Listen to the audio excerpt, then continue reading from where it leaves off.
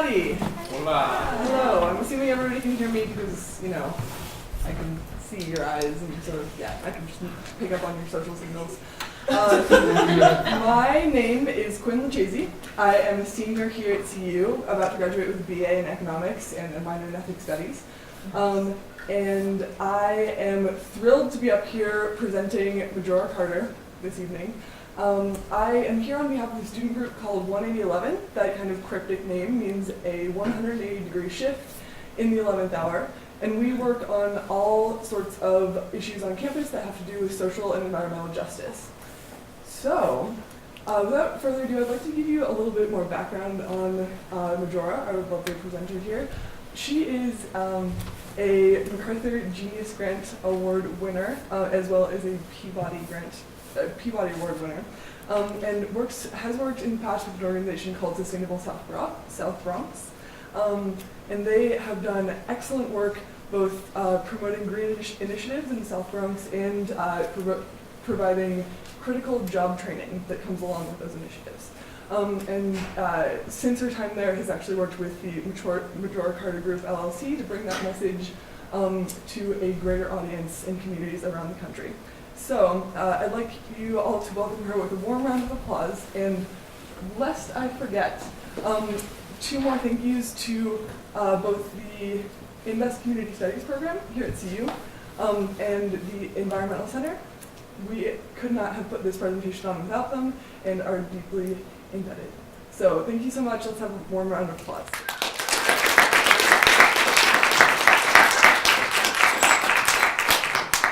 Okay, beautiful peoples. Alrighty. So anyway, I am really happy to be here. I've actually been to your lovely town and your lovely campus quite a bit, but it's always nice to come back. And I am really excited for a number of reasons because I'm a slow reader, but when I latch onto something, I kind of keep a hold of it really quickly or for a long time. And so obviously, look, I'm talking to a bunch of folks who have I feel like I'm preaching to the choir in some regard, but hearing the words, things like climate, resiliency, and how are we going to adapt our communities and our country to those type of things. Everybody thinks about climate and all that good stuff, but that we know we have to pay critical attention to. Okay, I get that stuff. But I did just a little reading recently about the Chicago heat wave. Not the recent one in the early 2000s, but the one that happened back in 1995. And what struck me the most about it was that there was the story that hit me the hardest about it was that who survived and who didn't. And so there was this really huge story, and I think it was like a bizarre kind of thing that people like to believe that, it was just, poor people just unilaterally just did badly. And on some level, that was kind of true, but not entirely. What happened was, literally, two communities, both poor, right next door to each other. One was a Latino community, one was a black community called North Lawndale. And the death rates in the black community were literally double digits higher than in the Latino community. And there were some folks who were just like, oh, it's the family values of the Latinos versus black people, which is just like, can we deal with some racist stuff? But that's a whole other issue. But really what it came down to was an issue around how those communities were planned, period. And one thing you noticed about the difference between, what happened was going on in those neighborhoods before the heat wave was that in the Latino community, there actually was a vibrant sort of street culture, so that the stores were open. There were people, so there were reasons for people to be nearby each other because, the street was a place for commerce. So there was a busy commercial life, so there was a high population density. Most of the buildings were actually occupied. And so there was these vibrant public spaces. Still a poor neighborhood, still very poor neighborhood, but different. But in the black community, those were the places that had been abandoned for decades prior to this heat wave, where they were abandoned by employers, and businesses. Of course, the residents who could afford to leave did. And and of course the stores and everything else that was associated with actually keeping people around to know each other, they were gone as well. So of course, when something happened of that kind of catastrophic, proportions, where you've got like well over 100-degree days, people in the neighborhood where they knew each other checked on each other. It was just that simple. People knew enough that there were neighbors they suddenly didn't see, and they were like, oh, we need to go check. But if there weren't those type of spaces that allowed people to see each other often, then who knew? So of course they died at a rate of like 25% versus 2%. And so when we think about that heat wave, what real survivability is, what real resiliency is in our communities, in our country, it has almost nothing to do with how we respond to the actual impacts of climate change. It's more about how do we respond to each other. And that's what building community is about. That's what hometown security is about. It's not about homeland security, where people mostly think about having to take your shoes off at an airport. It's about, do you feel safe and secure in your own hometown to think beyond just you, and that it's much bigger than you. That's what hometown security, is all about. And so, on that like little fun note, the whole idea is that we can use our good, beautiful common sense and create practices and processes and projects that literally do create the kind of social, environmental, and economic well-being in our cities and in our country that could make things like this happen a whole lot less. Because we know that the temperature is rising in everything that we do. But so I did spend a lot of time, started in my hometown. I learned a lot, happy for my accomplishments, had some fantastic failures, learned from each and every one of them, and I took it back and I brought it out again, and then I share it a lot. But basically what I want to share with you guys today is essentially what I hope you can take with you, and which is simply the process that I've been using all the years that I've been doing my work, whether I was working locally with the organization I founded, Sustainable South Bronx, or the kind of work that we're doing right now. And so this is the process, and it kind of sounds more like a product launch than, when you think of like, what's a social justice, thing that you're dealing with. But basically, you should think of your projects, your issues as project launches, because you are trying to meet a market. You want somebody to pay attention to what you're selling, and if you don't pay attention to that, they won't listen. So that's, unfortunately a problem that the environmental movement had long before any of us were involved in it. But here's the thing, is you have to identify what's the market need. And then you design an attractive solution. And again, not just a solution that you think is right, because really nobody cares what you think. They just don't. But if you find something that meets their need, that they like, that's a little different. And then you have to obtain angel investment. And the idea around this is not always money. Sometimes it is, and believe me, it helps, but it's not always. Sometimes it's just the very influential person who has a bunch of networks who will tell all sorts of other people. And sometimes that's just as good, if not better, than money. And this is where it separates the wheat from the chaff. You actually have to do something with this information. Imagine, but you do. You have to create something or put something out there in the universe that folks have not seen before. And then you don't just like sit back on your haunches and go, look at this masterpiece that I've created. You actually learn from the way people respond to it. Do they take it seriously? Do they want to learn more? Is there something that you could do to change it? And then you refine it, and that's when you can go and reiterate and expand that model.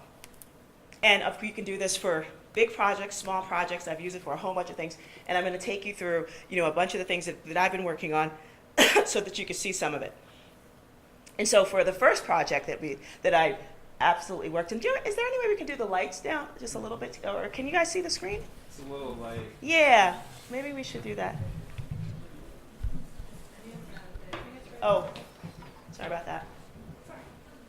Yeah. Okay. So we'll be there for a second. So here, the market need itself. So here I was, this is back in the late 90s. I'd come back home because I was broke, going to grad school, living with my parents. That was all sorts of fun. But came back to my neighborhood and discovered this. That's okay.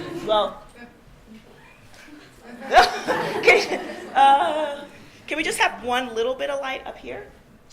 I'm sorry, I should have thought of this before. I don't know what I was thinking. How many other experiences? I'm really sorry. Yeah, if you just do the big ones.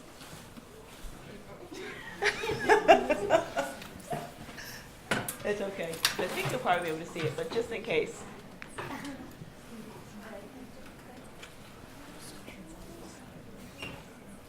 Yeah, the other way around would have been great. I can see, if you guys can. That better? Perfect. Okay. So anyway, so the market need was that here we were, this community, this poor, low-income community, mostly black and brown people. The city had been using it as a repository for all sorts of waste, and then later on came power plants and other stuff like that. And it was a really difficult time. So there I was, like this kid with and I was 30, I wasn't quite a kid, but I had no experience in any of this stuff, but like I knew intuitively that we could definitely be fighting, and we needed to fight the city on the grounds of that this was a really crazy plan that they had to build yet another huge waste facility in the community. But I also knew that just fighting was not going to just get people to where we needed them to be in the local community. We had to give them something else. We had to give them something to fight for. So the things that I'd heard from locals was simply like, it'd be really nice, if we didn't have to take our kid outside of the neighborhood to go to visit a park or something like that. And then I thought, whoa, what an interesting antidote to the city wants to build waste facilities on waterfront. How about we build this park? Which doesn't look much like a park, obviously. But the market need was people wanted safe places for their kids to play. And so the attractive solution was to turn that thing into a park. And so the angel investment came in the form of a little $10,000 seed grant that came through the U.S. Forest Service that was designed to help support under-resourced rivers and threatened rivers around the country. And the Bronx River, the only true freshwater river in all of New York City that most people in the Bronx didn't even know was there, other than the fact that you could see it on a subway map. No, it was really kind of strange. So I was like, maybe this is the little bit that we need to kind of turn that thing around. So we used that money a lot. We bought lunches for people. We did some art projects, to get people thinking about, doing cleanups and just getting them there in the space to even kind of reimagine what it could look like. And then we were able to take that little bit of money to turn it into a little press strategy, and then get more volunteers and other, both local and non-local folks to come and help figure out how to make this little beta version that we have right here. But what we realized was that, we didn't have a park culture in our community. People wanted parks, but when they were there, it was like, well, we're not used to even having them in the neighborhood. And so what we suffered from a lot was just people not even using it, even in its current space. And so we realized what we had to do was we learned from that, and then we brought in different types of programming. So there was an environmental stewardship program, there was a boat building program, and still is actually. There was a canoe program. There was a lot of folks that did activities down there, and it was all designed to bring people down to the waterfront itself. And it was an awesome, awesome place for people to sort of see and reimagine what it was like to be, at our waterfront. And so what that did was actually make us a very attractive place in which to show that the city could actually do something really nice. And so this is one of my favorite pictures in the world because it's, clearly I'm posing for this picture. As far as I'm concerned, I did 7 years of work, and this was at the groundbreaking for a $3 million park renovation that was happening right there. You can see I'm just posing for the picture with everybody else working, which is because I did it all. So there you go. so it went from, so this is our little beta version, and after the $3 million renovation, it went to this. And so this is the Hunts Point Riverside Park, literally the day after, all the plantings went in, and it's just become this incredible place, for the local community to sort of see itself, represented, reflected right back into it. And yes, I got married there back in 2006, and that dog is really the reason why that park exists, because she pulled me into that dump. And had I not had a dog that big with me, I probably never would have known that that dump dead ended in the Bronx River, and thought to write the proposal. So I love you, puppy girl. But so this was my wedding, a nice place to like hang out and, with 300 of my closest, dearest friends and family. And that place has since become this national award-winning park. And there's my puppy Zena, who unfortunately passed away almost 2 years ago now, at the ripe old age of 14 and a half. So, but it's okay. She had a great life. But I owe my career to this mutt, clearly. So another really interesting way that we looked at, like, what are some of the market needs? Job creation. I still live in a community that had, at the time, about a 25% unemployment rate. So, and people with what they call significant barriers to employment, which is a, fancy PC way of saying ex-cons or people, mostly single moms on welfare. And so we were working to bring these different projects to the local community, but most of the workers who did it were literally imported from outside of our, certainly from outside of any of the zip codes near ours. So we figured a solution is we have to figure out how do we link the jobs that need to be done with the workers that are here that need to do that work. So creating jobs was the market need. And so we started this green jobs training and placement system specifically around ecological restoration, things like wetland restoration. Then later on we moved into urban forestry management, green roof installation, and then even learning how to do brownfield remediation or even cleaning up contaminated lands of that nature. And it was a really interesting kind of process because most of the folks we worked with were people who were, incarcerated for a really long time, who had come out, or who had actually never seen anybody in their family with a job, before. So that was a really difficult place for them to be. But this kind of success rate, this placement rate that we have, and I'm kind of boasting because I should, that's a really high one. And it's, even though we were dealing with people with significant barriers to employment, the way that we did it was very specific in terms of working with them to help them understand life skills and job readiness in a way that made sense to them, which was really awesome. This was the beta that we did the very first time around, was that we got a congressional appropriation with a very friendly congressman who just believed that we could do something. Wasn't quite sure what he did. But the cost of the program was so high. The training period was 5 months long. It cost like $20-some thousand for each person. And it was just like, that's just crazy. It's not sustainable. We got it down to, so we were literally only able to train like 6 people the first year. But after that, we got it down to what most normal job training programs were, which was about $7,000 per head. Shortened and made it a very intense training period. So our real, the real work came, the model that we were able to expand was the one that was only $7,000, so we were able to train, many, many, many more people. So as a result of that, so we're excited about that too.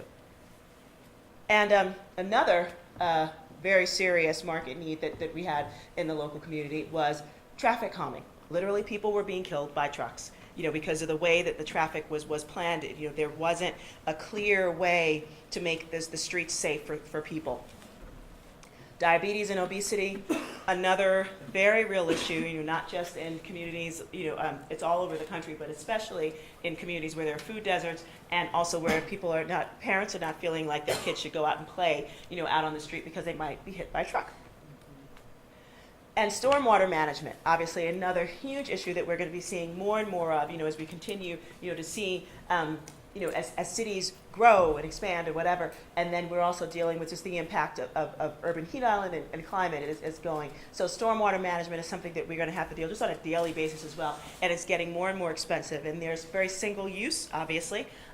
So those kind of projects are really, they're never going to fall out of favor because obviously you have to do them, but there's other ways you can help make them happen. So to deal with those things. But so what were some of the attractive solutions that we came up with that actually could impact all of those things, from stormwater management to people getting more physical activity to help reduce diabetes and obesity, to traffic calming and greenways.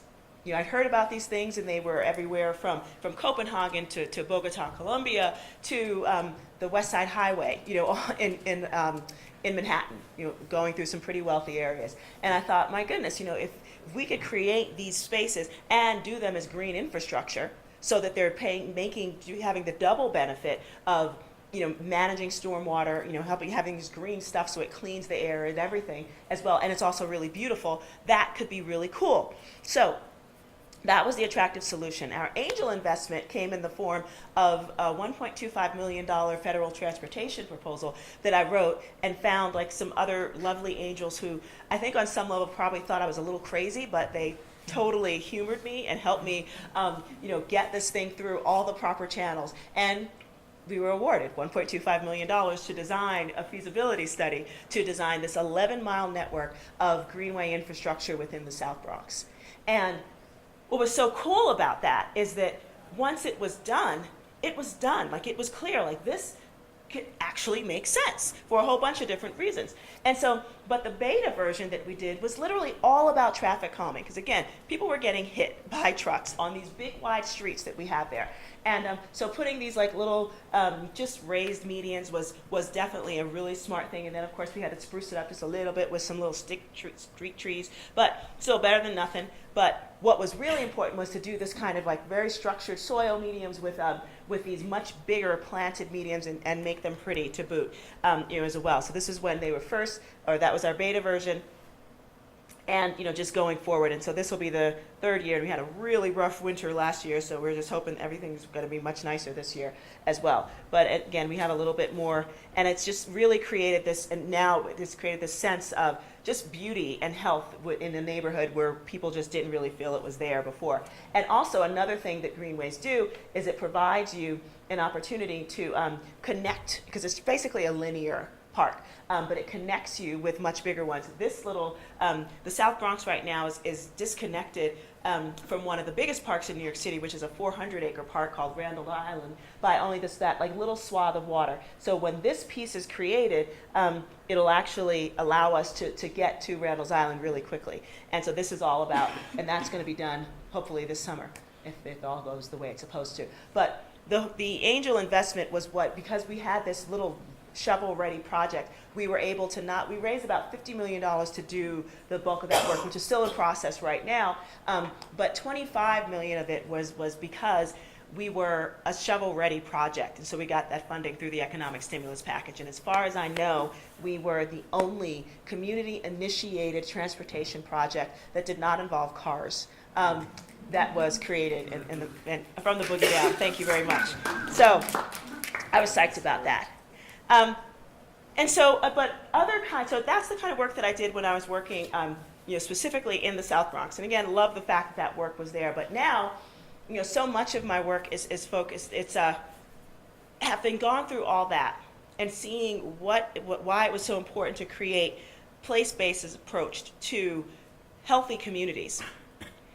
I've started to realize, especially after I'd been gone for a while, from working, specifically in one community, and realizing that there were plenty of communities like the South Bronx all over the place. I mean, you swap out races, whatever, but when it got down to it, poverty was often at the root of so much of the things that I saw.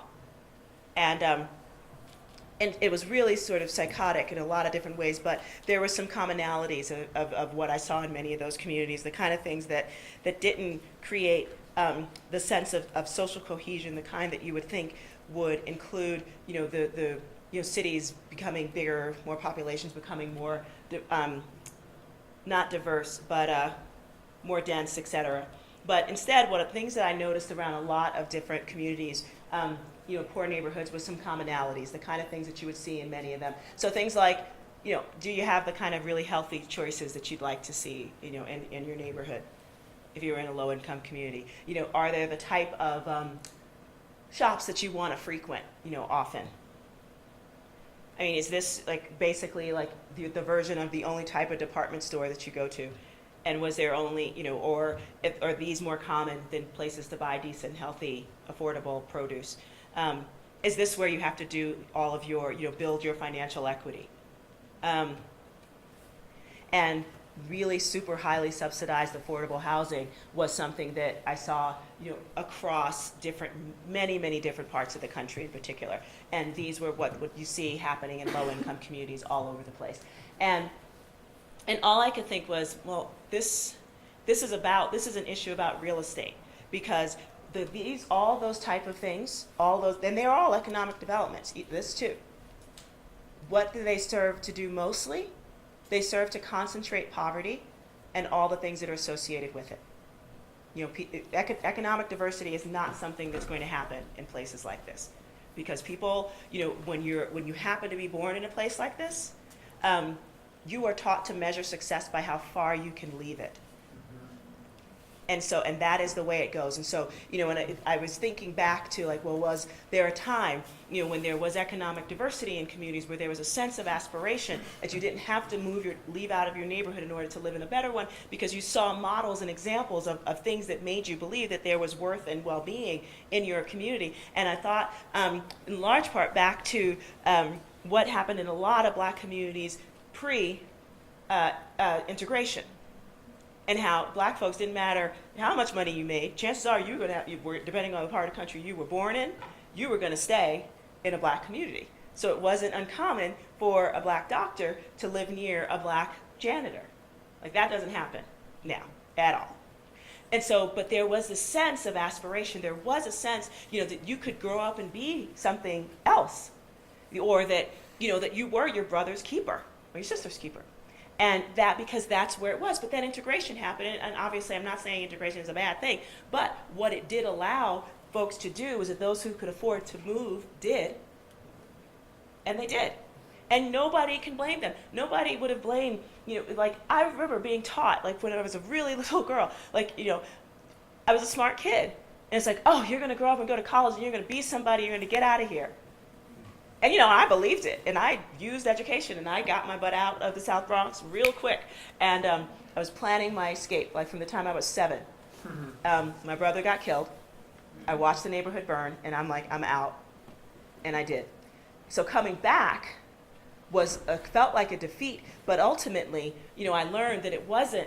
There are rules and regulations well beyond, the scope of most mere mortals that create and sustain communities like this. And much of them have to do with real estate. So I'm like, so how can you use real estate development as a platform to create the kind of social, environmental, and economic well-being that can actually make it so that you don't have to move out of your neighborhood to live in a better one? So that you can have some economic diversity, so that you don't have to have only 2 choices in terms of developing real estate in poor community, either gentrification or keeping them poor. There are other ways to do this. And so I got to thinking and looking around at all the places that I've been in over the course of, especially over the past 6 years, like all the places that, low-income communities of many different colors and ethnicities around this country. And I noticed in many of the post-industrial cities that this kind of configuration was quite common. So that yellow area is, or orange area, sort of represents the residential area. And then the blue part was where the industrial area was. And there's this, that little place where they overlap, that's what we're calling the hinge area, because there was always a place where that happened. But if you looked around in any place, and this is a map of my neighborhood, but it could be any neighborhood, frankly, I think, you have to look around and you'll find the assets. The same way that I did, and most people in my community did not know that we knew we were a peninsula. There was a school called the Hunts Point Peninsula School, but most of us had never visited the waterfront. What we did know that it was easy to get into Manhattan or uptown really quickly because we had really good access to public transportation. So there are assets, no matter, you might not see them all the time, but they're there. You just have to be present and look for them. So this type of configuration I thought was a really interesting thing, especially in that little weird little hinge area where it's sort of like a no man's land of zoning, which is really interesting. And again, this is the kind of configuration I've seen time and time again. So it's like, okay, so we know that there's this little hinge area. We know that there are assets maybe undiscovered, but they're there, and we just assume we're going to find them. So what do you need in order to make a cool community?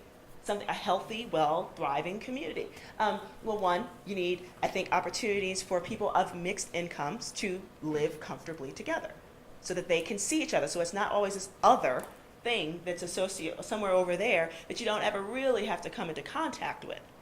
Okay, so having housing that's especially in communities like this where, again, people who do, and I'm definitely not the only person who went to PS 48, who did okay for herself. There were plenty of others, but most of them left because they could. Although they do have different, lots of relationships with people in the community. Some of their family, weren't quote unquote lucky enough to leave, and so there's always like a connection when people come back. And but what if there was housing that people felt as though that they'd want to stay in, even though they made more than enough money to live someplace else? And of course, you have to have affordable housing as well, but affordable for a range of people, which I think would be cool. And then the other thing is, are we looking or just assuming that all the poor people in the community are just going to stay poor? And there are a lot of poverty programs that do that. They just assume that there's always going to be a certain level of poor people and that they're the same exact poor people. And that drives me fundamentally crazy when I think about it. I think it's just so offensive. But that's we'll talk about that later if you want. But my idea is, and it's not just my idea, it's a lot of people's idea, it's like to look specifically at what are the economic growth trends and then work to prepare people to participate in them. And we've identified quite a few. Actually, there's different types of manufacturing, even in this 21st century. It's not the kind that your grandparents did. However, but there's definitely out there, and feels like, in particular, outdoor gear, some types of apparel, and even food manufacturing. Not growing it, especially not in cities, because that's just economically, it just won't really work. But food preparation. That's where the money is. That's a whole other story. And also technology. There are accessible jobs in technology, and we've identified like quite a few of them at this point, where you don't have to have a computer science or an engineering degree. So thinking about how do you train and support people to participate in those so that they're actually moving up the economic ladder as you're working to attract some of those companies to communities like that. And then the great democratizer is great open space, public space, whether it's community plazas or farmers markets or just great parks, and streets that encourage you to walk down them. That's about the ability for people to see for free how cool their community is, how cool their neighbors are. And when you've got that kind of beautifully designed stuff, it does make your place a nicer place to be. And then definitely last but not least, how many times $1 circulates throughout your local economy? So do you have to leave your community in order to buy your groceries, do your dry cleaning or your laundry or any of those things, or just have a nice drink or coffee after work or before or whatever? That's a problem. And that is often the case in many low-income communities. So if you have to leave, that means dollars are not circulating in your community. It means nothing's really happening there. And you see it in the type of quote-unquote economic developments that are there. And that's why, that's one of the reasons why it has this feel and sense of decay and demoralization. So developing opportunities for that, cafes, grocery stores, you name it, all those things that now many poor people leave their communities to experience. And so when we think about this particular area, so that little hinge area and that I showed you in the map before, it's a real place, and it was called the Spofford Juvenile Detention Facility. My father was actually a janitor in that place when it was open in the 60s and the 70s. But it was a bad place. It really was. It was a place that kids would go to, even if they sometimes didn't do anything wrong. They just happened to be born to parents that probably weren't the best they could have been for them. But this is where a bunch of kids went, and it was well known that kids were broken when they left. The place has since been closed down. There's been apparently a kinder, gentler approach to juvenile justice in New York City, which I hope. And but anyway, the place is closed. It's more than 5 acres big. We got it put on the city's docket as a redevelopment site, and I'm sure everybody and their mother is going to be working to redevelop that site. We're interested in developing a model for mixed income housing and mixed use commercial development there as well. But what's interesting about this particular picture, and what's indicative about what those kind of hinge areas look like when they go undeveloped, is this, that, here it is, this little no man's land of zoning, and what you see, is this really where the residential and the industrial section kind of butt up against each other, and so it's a little lonely. There's like some parking lots, there's a engine rebuilding shop, there is an illegal chop shop down the street, and so, but right now, there's not a whole lot of activity going on it. But what everybody in the neighborhood knows is that because it is such a desolate area, that's the place where truckers go to pick up a prostitute. But however, would that be the same if this is what it looked like? Probably not. I hope not. But having things like, a vibrant, street culture, where there's shops and markets and just people and activity that's positive, because positive uses do drive out the negative ones. And so the idea here is that not that we want to create this one little, if we win this bid, that we create this one little beautiful place where everybody gravitates to that one area. What we want it to be is it allows it to raise the bar for what passes for economic development everywhere. And so we're real excited about this model that we're pitching in terms of, or that we're approaching, me and my business partners, around real estate development, which is not to just go, and we don't know about that particular site, but we do know that the way that we're approaching our real estate development is through, we're calling it gentrification without displacement, because we're actually going to be working specifically with the landowners in the neighborhood, many of whom are longtime landowners who have kind of been through like the really kind of dog days of the community when land values are low and nobody wanted it. And generally, typically the way that it works in wealthier, or rather in low-income communities when they're about to gentrify, is somebody goes in, waves a wad of cash under somebody's nose, it's more than they've ever seen, and they're like, you want this for that? Sure. And then they sell out cheap and they do not bear the benefits of that community redeveloping in a way that actually they help make attractive by actually stabilizing it even in their own way. So what we're doing is actually working with them as a partner, obtaining basically a very long-term land lease so that the landowner is a partner in it. And because we're arranging financing through a whole series of tax credit programs that allow different ranges of affordability in it, it has to stay in that way for at least 15 years. But at the end of the day, because our fees are taken care of through the development costs, at the front end, at the end of the 15 years, that family that owns that land gets to keep their land and the building that's on it. So that's all about retaining community wealth.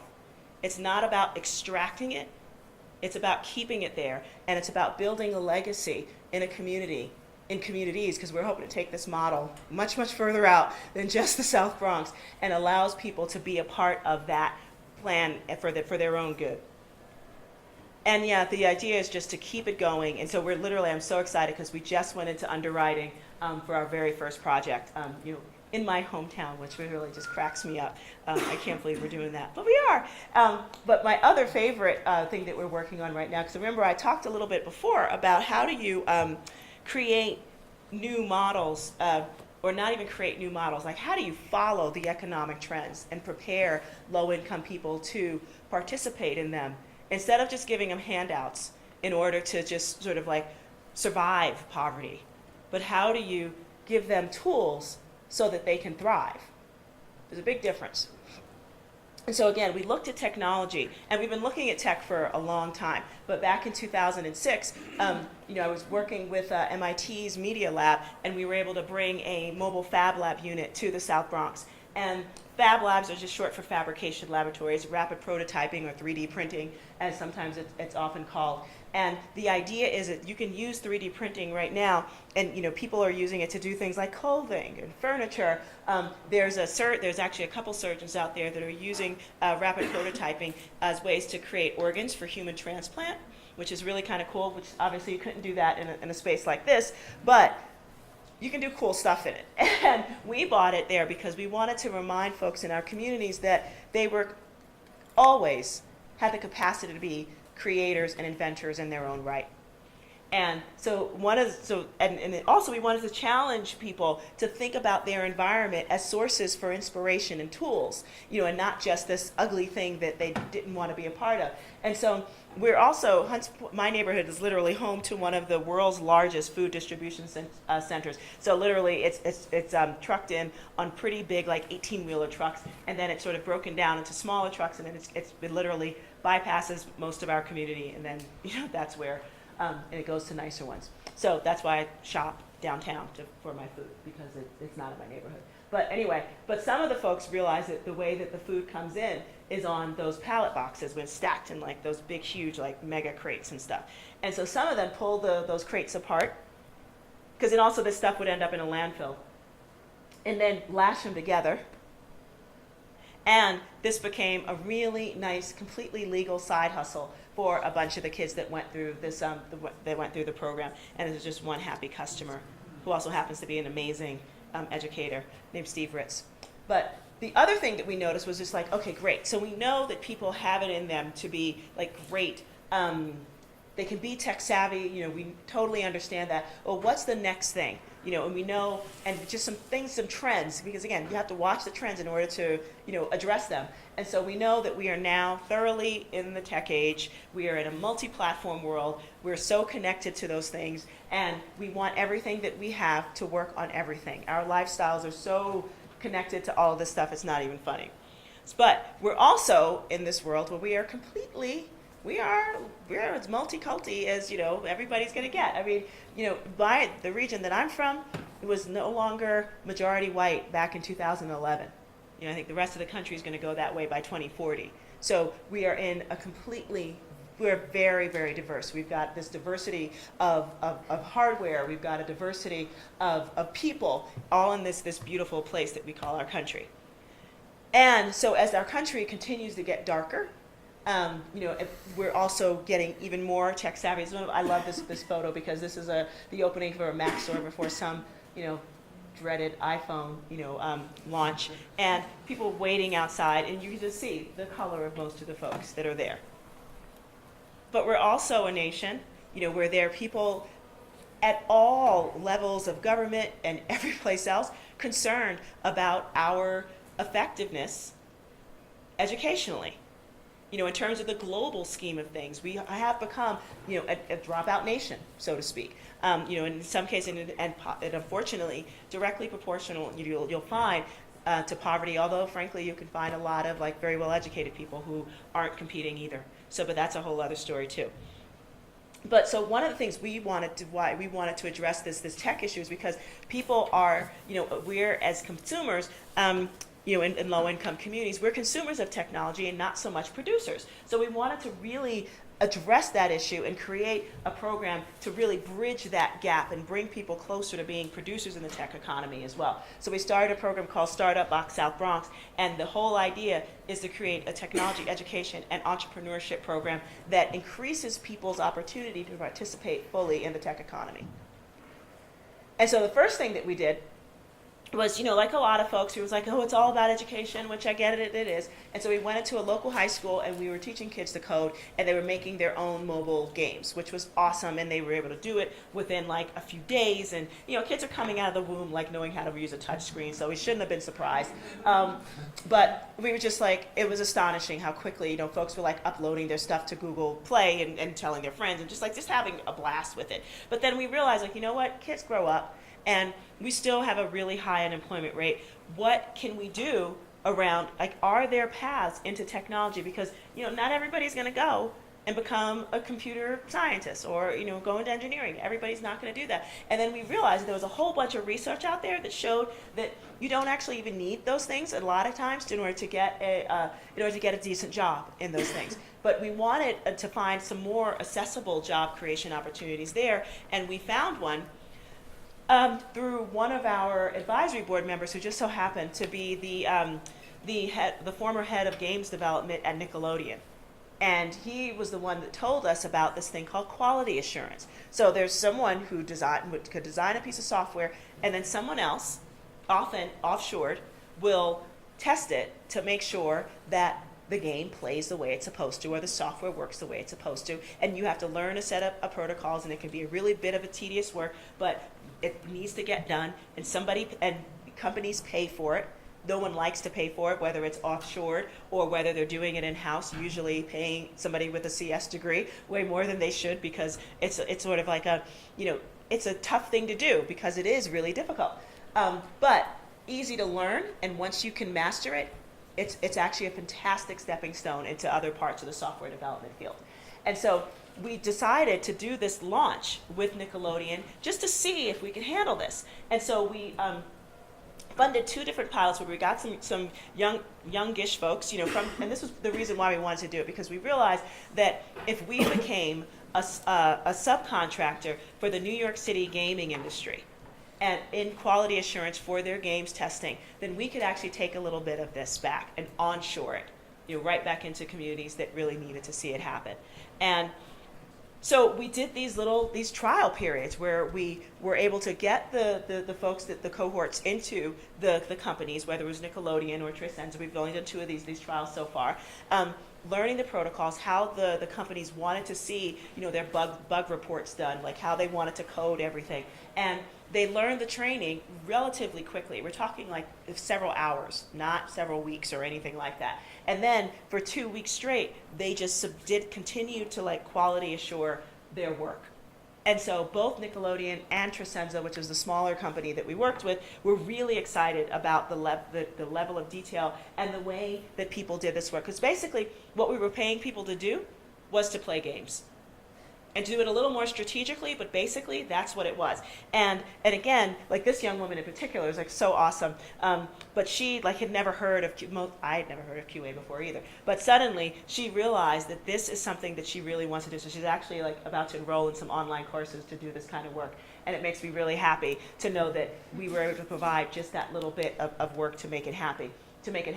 But the whole idea now is that as we work to do this thing, we want to be able to be that subcontractor, to have a space where we're out there showing folks that there are opportunities for them to grow and develop in this world that many people didn't feel it included them at all, except as a consumer. But instead, what we're saying is no, we're going to bring this to you, and in the form of spaces where we'll be doing things like speaker series and seminars, in the evenings, and that programming space will also be the place where we host our subcontractor company, because we're going to be bringing more people in to do this work, because again, we plan to be the QA tester company to all of New York City, and we're starting small with these little trial periods to make sure we get it done properly. And then, of course, because we know that people, we've seen it by the amount of Starbucks coffee cups that we see in the garbage in the neighborhood, that people leave the neighborhood to go to Starbucks to come back. We're going to build our own little Wi-Fi cafe in this little space as well. So we're really excited about that. And that work is literally being done as we speak. And what I thought was really interesting was as we move further into this tech age, and we're deeply into it right now, there was a recent research industry study that was done where they asked little kids, okay, so what do you want to be when you grow up? And at first, the first few, of course, were things like, movie star, sports star, music star, whatever. But number 5 on that list was this. I kid you not. So this is where I think we're definitely going, in particular around how we develop new opportunities for this world to move. It's how we're learning. The gamification of things is happening really, really big time. And this is one of my absolute favorite quotes, because I'm definitely of the mind that we need to do things by any means necessary. And you do it because people really have been suffering, and that life has not been particularly good for a lot of folks, and that we've done an enormous amount that has not produced the kind of results, around social, environmental, or economic equality that I think everybody in this room would like to see more of. So we should be impatient. We really should be, pretty annoyed at the rate of speed at which things are going, which is why I think it's going to be important to come up with as many new options as possible, to understand, and meet the market need with solutions that actually support people. And you try new things out, because I got to tell you, trying times are for trying new things. and you keep doing it until you find something different, but don't get stuck on sticking in the same place that you've been, because that's why we're here, because a lot of folks have just stayed where they were. And I know that for everybody in this room, that you're as impatient as I am about trying to figure out, like, what do we need to do next in order to create the kind of love and respect and resilient communities that I think we all, want to be a part of. And, and how do we build true resilience in our communities? It is by building the kind of communities that allow for the level of social cohesion, so that when bad things do happen, we're there to support each other. So thank you for that.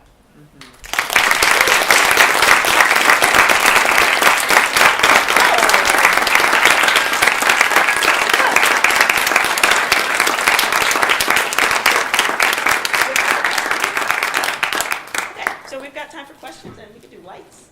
I don't want to play with the lights because that was scary.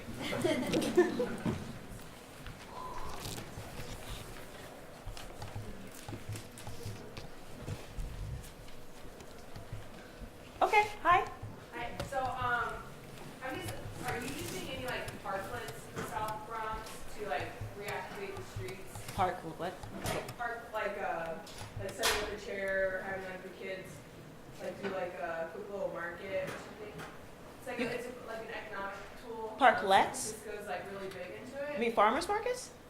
No, they're called parklets. It's taking an unusable space, quote unquote, and setting up a chair, setting up a table, and then extending a storefront essentially. Mm-hmm. Are you guys doing that in South Bronx? I just think it's a cool tactical. No, we've been part of the streetscaping project was all about getting some street furniture down. There's actually on one side which is not on the photo. Definitely, there's all sorts of street furniture. We are active. We chose the space that we did for our storefront, for our startup box space, specifically because it is a corner, and we haven't bothered to ask the city what we're supposed to be doing in terms of getting permission to do the kind of street activity that we want to see happening. But that's the whole point of it. And it's better to ask forgiveness than permission sometimes. So yeah, so it's you just do stuff.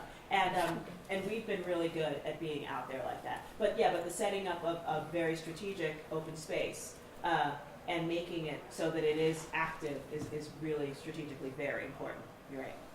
With parklet, never heard that phrase. That's cute. Anybody else?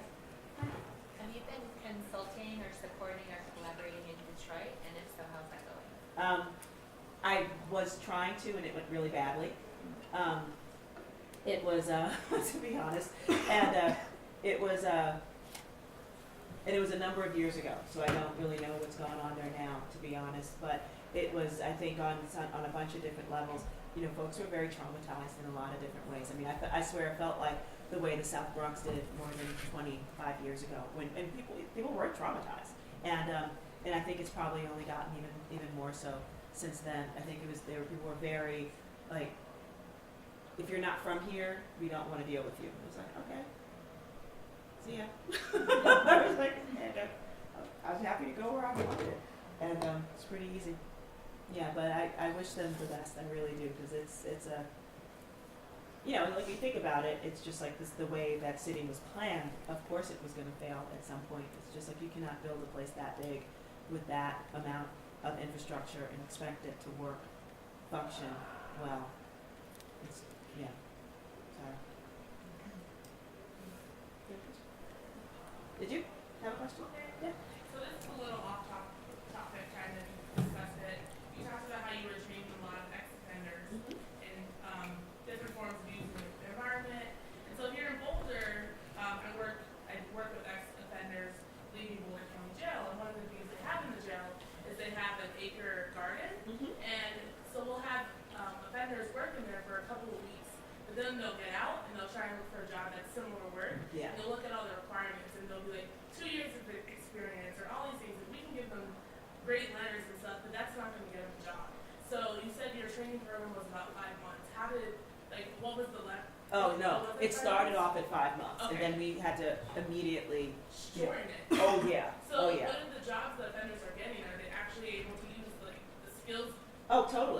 And since, you know, I'm pretty sure it's the same thing out here, so between the, I guess it's not ensuring, like how you bond, you know, folks that actually do have criminal records, that's Yeah, a whole social other bonds. issue. Yeah. Yeah. So that was a big issue that we also had to deal with. So we had to be really sort of mindful about what we were gonna be able to get folks into, so we got a lot of folks, one of my favorite stories was actually people doing brownfield remediation, because that's the kind of work, it's not pretty work at all, but you could make quite a bit of money, you know, at it, and you know, you work freelance smartly, you're really good. So brownfield remediation was a 10-week program by the time we were done with it. We really couldn't economically do way more than that. But the things that they learned, so it was urban forestry management, so that they could work either with various different types of parks conservancies, both within the city and outside of it, and or the Parks Department with the city, but also a bunch of different, even departments within city government had folks that needed to do that type of work, so there were definitely different places where they could go. What was another? Oh, cemeteries was also really interesting, kind of, believe it or not. And folks actually started their own landscaping businesses, and that was another tract that we started after I left. Oh, and then we also did green roof installation as well, and we also worked on policies so that green roof legislation actually happened in the city, so that there was a $4.50 square foot tax abatement, so that if you built a green roof, you got that tax abatement, which immediately raised the spike in terms of, you know, companies, landscapers wanting to hire more people. So it was a host of things that did things like that, but they were all in the more the climate adaptation, you know, arena. You know, I do think that now, and there was some, not under my watch, but there was definitely a push to kind of look more at urban agriculture. But in big cities, it's just economically just not all that viable, you know, in terms of the equipment, especially if you're going to do 4-season growing. Hydroponic or aquaponic, it just becomes really expensive. But I do think that sooner rather than later, I'll be real excited when more folks start thinking about food preparation and manufacturing in cities as a value add as well. With school systems at all, like elementary schools, middle schools? Only when asked. I mean, it's just honestly working in New York City, working with schools, unless they're charter schools, is a bit of a beast, because they have a little bit more flexibility. And so, like, so if you find a teacher who just wants to bring you in to a class, that's great. Yeah. But we've definitely tried to actually be a part, you know, of, you know, curriculum or whatever, and it's just, frankly, just wasn't worth it for us.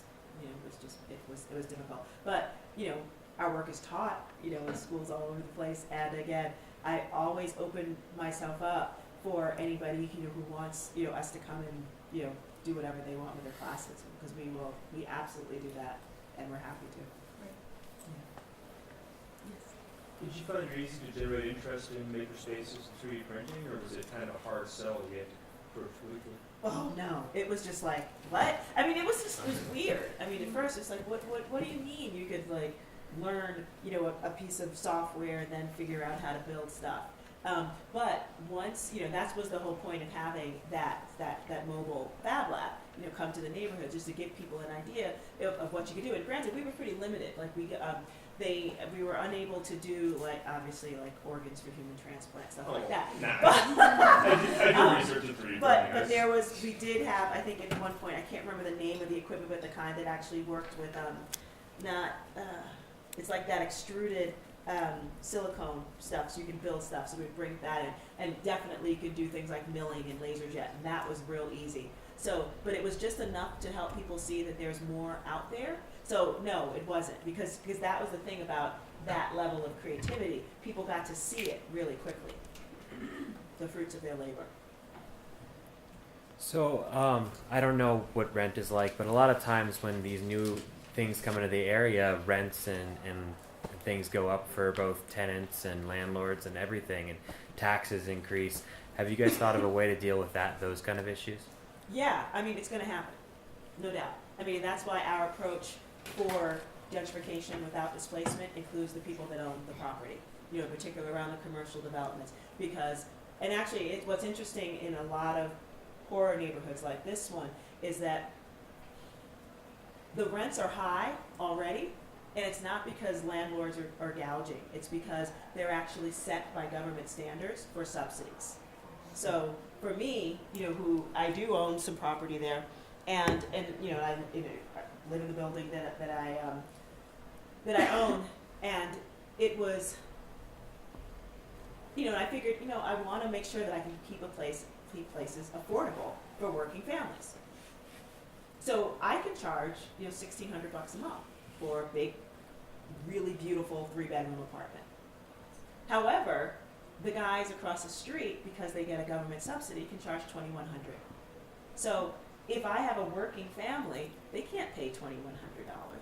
But if I have a house, I'm going to be like, oh, I can get $2,100. I'm going to take that subsidy. So, but it's basically, these are for really poor folks. But so it's been like artificially inflated, like what those rents are.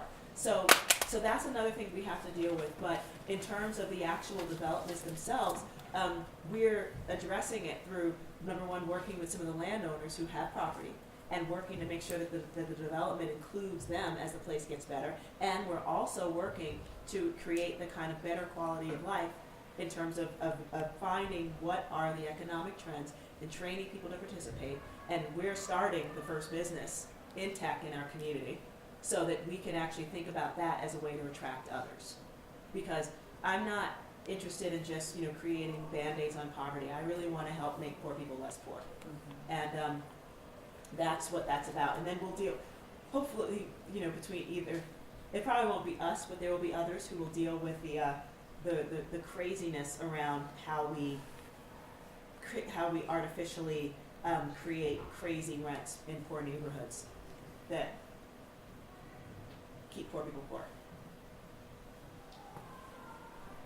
So I just had a question in terms of you're doing a lot of work with social entrepreneurship with your company, so that's kind of that's the kind of route you're taking to activism. And I was just wondering if you've seen because a lot of you're really empowering these students with this skill or these community members with the skills that they need to really succeed. So have you seen a shift in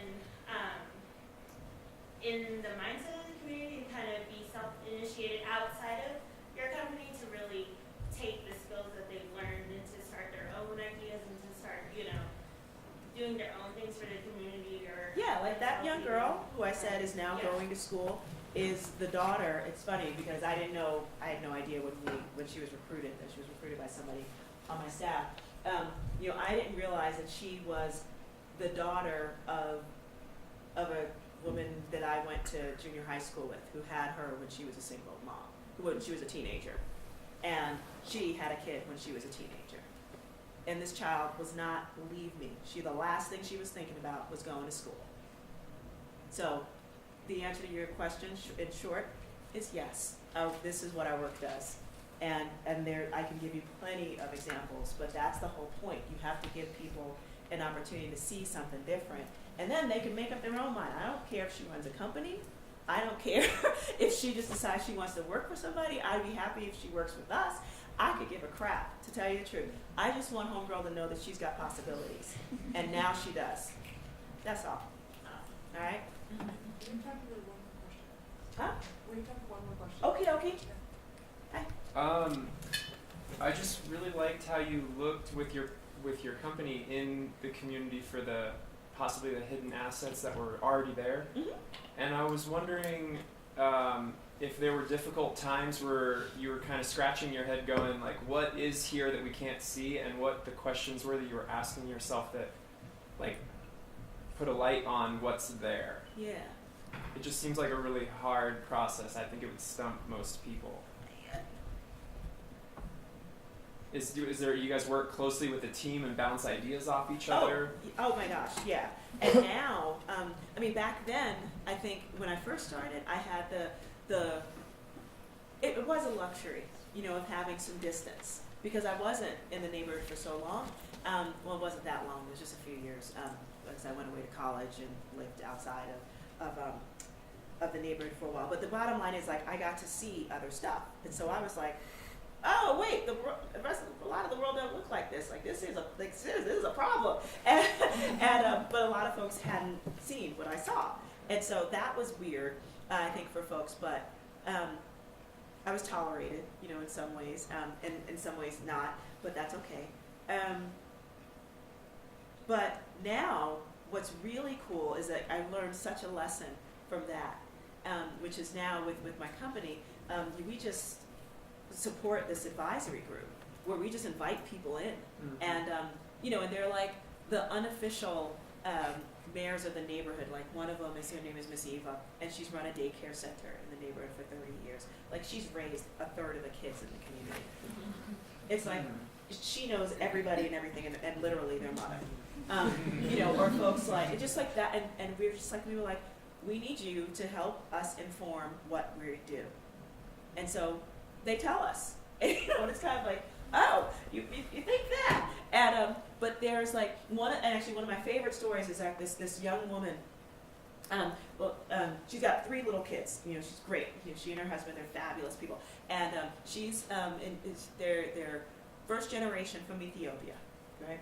And so she was the one that gave us the idea about how, you know, the kind of folks that we should be attracting into our mixed income housing, you know, properties, which is one, teachers, because how cool would it be if you, because right now so many, in particular the young teachers that are all starry-eyed and bright-eyed and bushy-tailed, they're coming out of, you know, ed school and want to do the right thing and want to work in communities, but they certainly can't afford to live. They want a decent quality of life, and our communities don't do it. But what if we created the kind of quality of life that they wanted to be in and be able to walk to school? And there are people like that who want it. And the more research we do, we were like, she's right. Like, we never, ever would have thought of something like that unless we had people like that literally telling us what they wanted to see in the community. And then when they tell us, we actually do some homework. And that's how we build out our projects. So it's, and so, yeah, do I get stumped? Yeah, but that's when you bring in bigger brains, you know, and there's no new idea under the sun. And there's always somebody who can help you figure out how to make things even cooler. It's really lovely. I mean, it's just, yeah, I love my job. I have so much fun, and I'm not saying that it's easy. It is not. But there are times when I'm like, what am I doing? Like, seriously? Like, I would like to just be a secretary and work from 9 to 5 and call it a day. And then I go, are you kidding? Like, we're about to like launch this like crazy subcontracting business where we give where I'm going to be able to give the daughter of this girl who I was so scared of when I was a little kid, because she was popular and fabulous. And now, like, this girl sees herself completely differently. I'm like, wow, like, this is what it's about. That's what it's about. So, thank you. Thanks for